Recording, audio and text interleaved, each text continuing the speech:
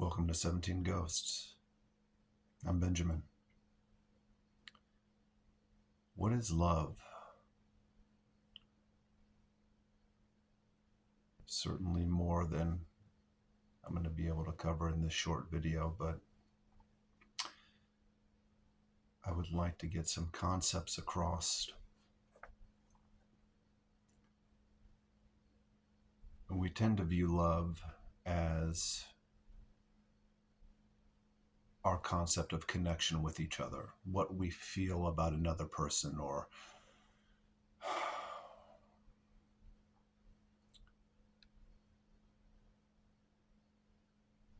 how strongly we feel about another person, right?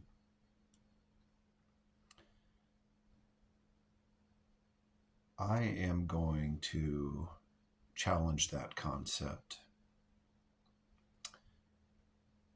because all we have is our own individual perception, and that's the way we live in this world and interact in this world, is through our own perceptions, through our own personal interface, interacting with each other. So all we have in our experiences are our personal experiences. From that vantage point, I am going to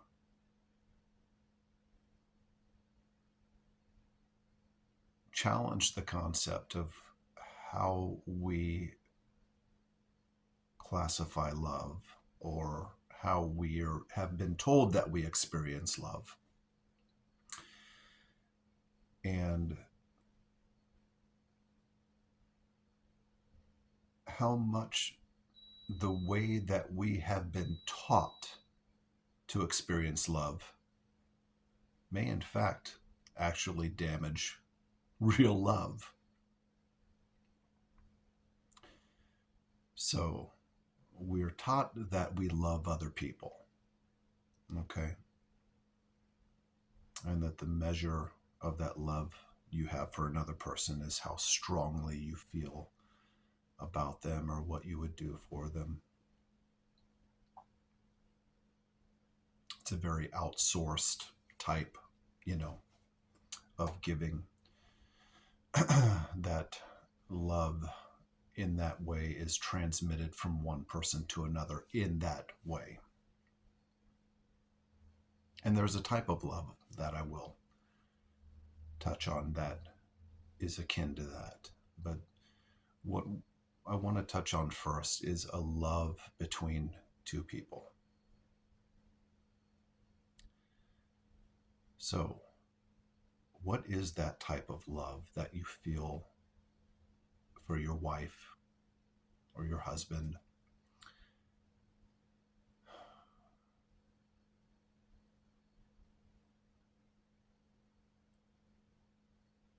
It's something that stems from inside you. But where does it come from? Right? I am going to pose a concept that love is. It exists always. It exists before we inhabit these physical bodies. Okay, so it's always present. And it is more of it doesn't just become, it always is, in the aspect that it's an overflowing cup or an endless well that you simply tap into. Okay? So it's not something that you develop for somebody. It's something that person allows you to unlock within yourself and tap into the love that was and is always there and will be always there. That person that you feel love for, or that we are told that we feel love for, is acting as a key Okay, let's call it the key to your heart or the key to unlocking your love. That person, their energy is unlocking something in you that allows you to experience the feeling of love or that connection of love with yourself, with higher consciousness, however you'd like to classify it, with God.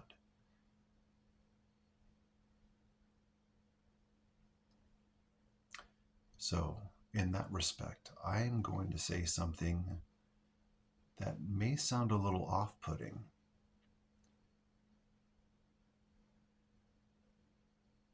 but I believe there's something better on the other side.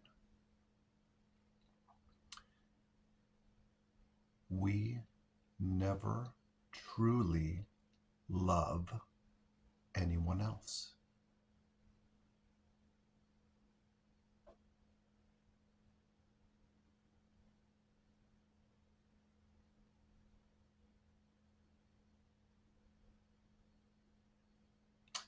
The people that we express that we love are simply unlocking the love in us, which, if you think about it, I feel is a much more, it's more of a magical transition, right?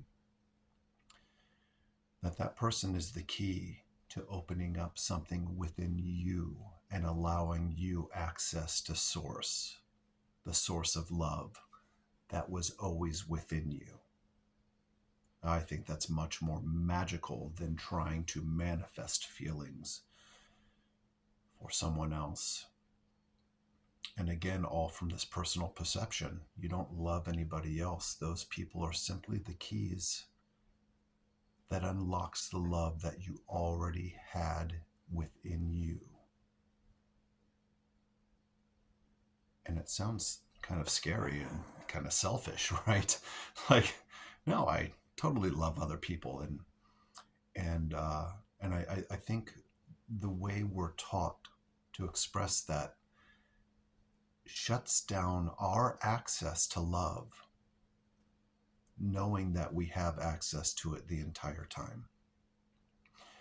I think this falls hand in hand with the concept of no one else can truly fill your cup. It is up to you to fill your cup so that it overflows enough to fill others. Your overflowing cup fills their cup, and no one else can fill your cup. I think so many souls get lost in the search for the other to fill their cup. No one else can do that. And this sucky thing to say to dispel all of those things that we've been taught about love and the concept of, how we conceptualize love, which is somebody else coming in and loving you enough to change your life, right? Well, that expression of energy, I believe, is just, like I said before, the unlocking of it within yourself that was always there. And, we come into these bodies with access to that love, and I think it's taught out of us. But we have the full potential, the heights and the depths of our emotions here that we can express in these bodies, almost like the potential of a seed turning into a tree. It's one cell of our body turning into another cell, turning into another cell that eventually manifests into the trees of this body, of this physical being. All the potential is there from the very beginning, turned into actual when you just realize it.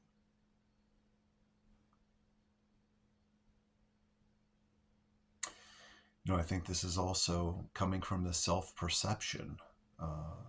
We only have our own perception of how we go about in these bodies and interact daily.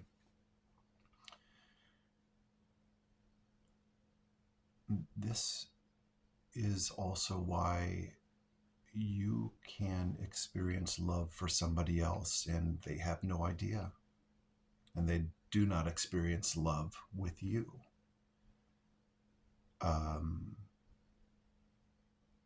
There are people that are capable of unlocking love in everybody around them.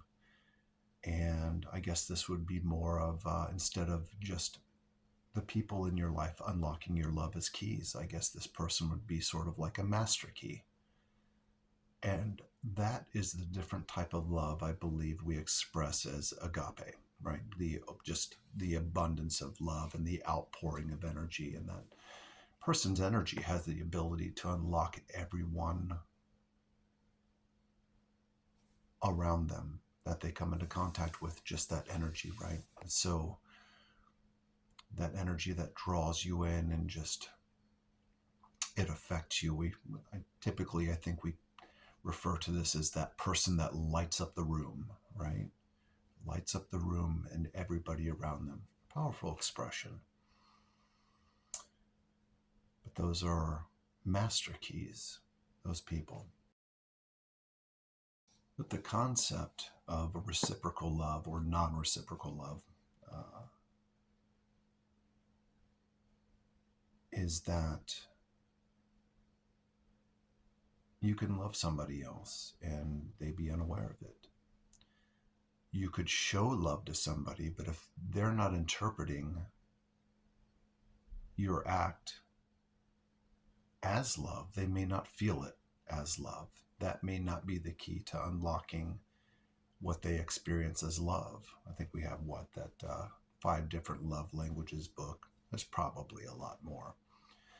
But just the concept of the act of what is given and then what is experienced, because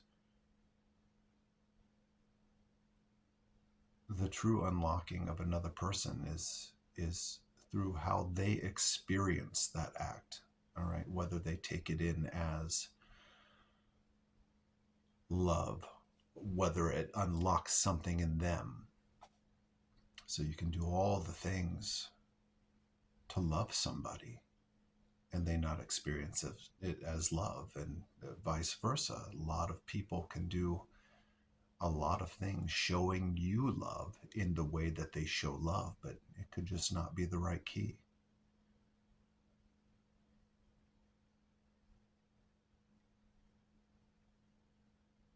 So it's a scary thing to say we never truly love anybody, but I think it's more of a magical thing.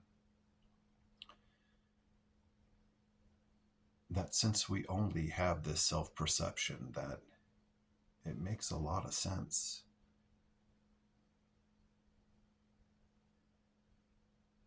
That those people allow us through this magical interaction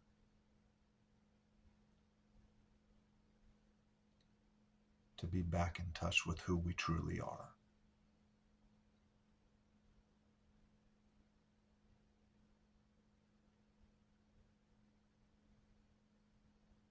Yeah, this is just a part of it.